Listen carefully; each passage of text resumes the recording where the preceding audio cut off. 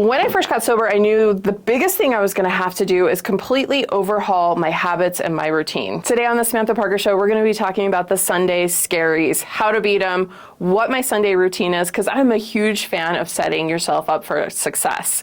And trust me, when you have your Sundays free in sobriety, you're going to want to start overhauling your life because you literally are entering an entire new era of your life.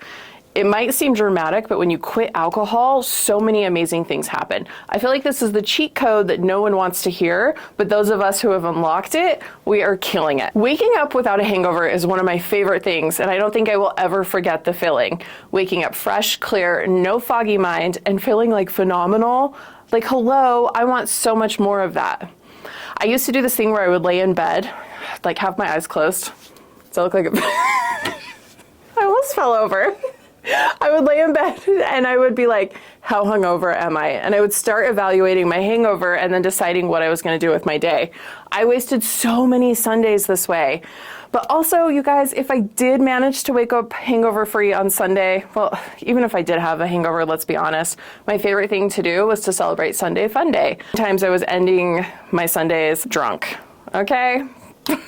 Yeah, that was fun. But now I love it. When I open my eyes, there's no pounding in my skull. I'm not searching for my phone, hoping I plugged it in or hoping it's near me. I'm not pulling up my messages or looking at my DMs or my call log to see if I did something ridiculous because I know I haven't. The feeling is unbeatable. Not once have I woken up on a Sunday wanting to hurl in the toilet either. So there's lots of wins here, you guys. We are stacking up the wins.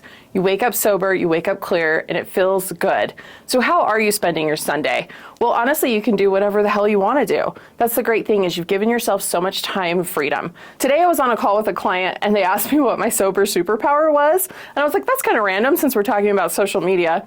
But I said, honestly, it's been time freedom. I have so much time freedom. That feels like a superpower. All of my life was so entangled with alcohol that I didn't have time to do the things I actually wanted to do. In fact, I didn't even really know what I wanted to do because all I really wanted to do was get drunk. I feel like my life has depth. I have crispy thoughts. If you know, you know.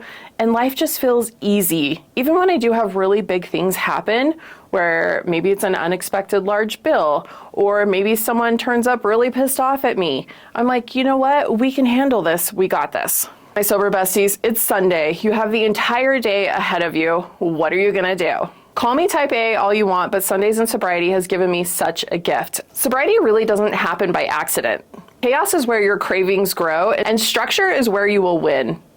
And here's exactly what I do. No fluff, no excuses. I know I keep hinting at it, but I'm gonna give you guys my full list. Number one is I do my grocery order and my meal plan. We'll reverse that. I do my meal plan, then I order my groceries.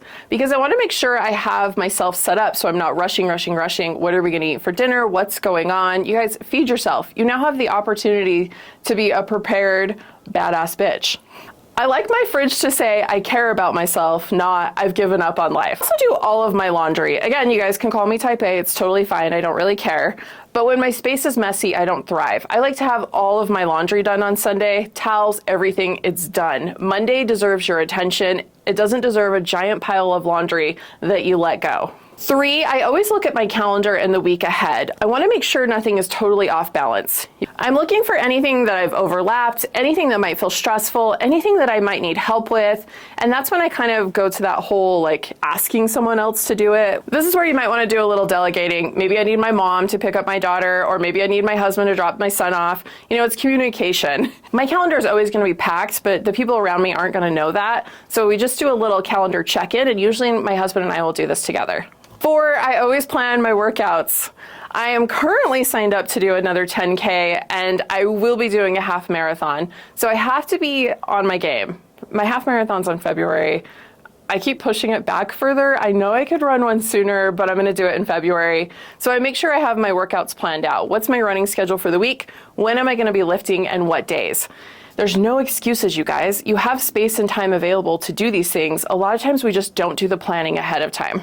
Number 5, I will look at my personal and business goals and I will set my non-negotiables. What are the 2 or 3 things that have to get done this week? There's a lot of little things that have to get done in my business. I'm a social media manager, content creator, so I have to make sure my team has content done and we're ready to roll. But I always will have some bigger project going on. So I will look at those bigger projects and I'm like, what are my 2 to 3 non-negotiables that I want to make sure I slay this week? Number 6, it's kind of similar to number 5, but I will do my content and client check-ins.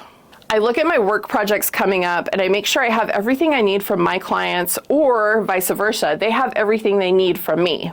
It might be filming, it might be writing, it might be scripting. Either way, I'm gonna give that task a time slot on my calendar. You guys, it doesn't mean I'm doing all this stuff on Sunday. We gotta be clear. I'm just making a map of when I'm gonna do it this week. Sundays are still for chilling. 7, I like to do a bills and money check-in. This is where my husband comes in as well. We're looking at our schedule and we're looking at our finances together. What's got to be paid? Did we miss anything? Is anything upcoming? Where are we at in the month? The more you look at things, the easier life is. Number 8, I will also do a prep for in-person events. If I'm meeting someone or I'm attending something, like this week I'll be traveling for an event, I need to make sure I have my outfits ready. Am I missing anything? I just like to be prepared. No surprises. Do I need to make a run to Target to get socks? I want to know that on Sunday. 9, I declutter one thing. Last Sunday my energy was actually super high, so I cleaned out my Jeep. Check. Feels so good inside my Jeep. It was so bad. We have 2 dogs and it was crazy. And then number 2, I did a closet declutter. Again, this might feel a little overambitious, but it's Sunday. My energy feels good. I'm not hungover. I have time and space for all these things. We even went to dinner at my mom's. In fact, I typed all of these 10 steps over on my Substack. It's Sam's Sober Club. Sam's Sober Club is also home to my sober journal. It's a 30-day sober journal. If you guys want to check it out, you can go download it. I also have tips for your first 30 days of sobriety, your first 7 days of sobriety, or even looking into your first year. I also will share a lot of my big aha moments in my failures. In fact, that time I almost relapsed. It's all over on my Substack, Sam's Sober Club. I definitely recommend you guys go check it out. Number 10, I like to get in bed with a sobriety check-in. How did I feel? It's a lot of work to stay sober, you guys, but it's also easier than you might think. It's just these little tiny micro habits, these shifts. So I'm going to ask myself before I go to bed every Sunday night, how did the week go? Was there anything that triggered me? Do I need to do things different? Could I look at things from a different way? Sobriety has taught me to give things curiosity versus being pissed off at them and then just going into Monday like a raging psychopath. Staying sober isn't just about avoiding alcohol, it's about building a better life and a different future for yourself. My Sunday rituals are my blueprint. It's how I walk into Monday knowing already I've won the game. If you're building your own sober life, just pick 1 or 2 things to start your Sunday with. You will be amazed how much calmer and how much lighter you feel when Friday hits. And that's how you stay in control of your sobriety. All right, guys, thanks so much for hanging out. Go check out any of my other videos. Pop into Sam's Sober Club. It's over on Substack. I've got it linked in the show notes. Or go listen to the podcast, The Samantha Parker Show. All right, I'll see you guys next week.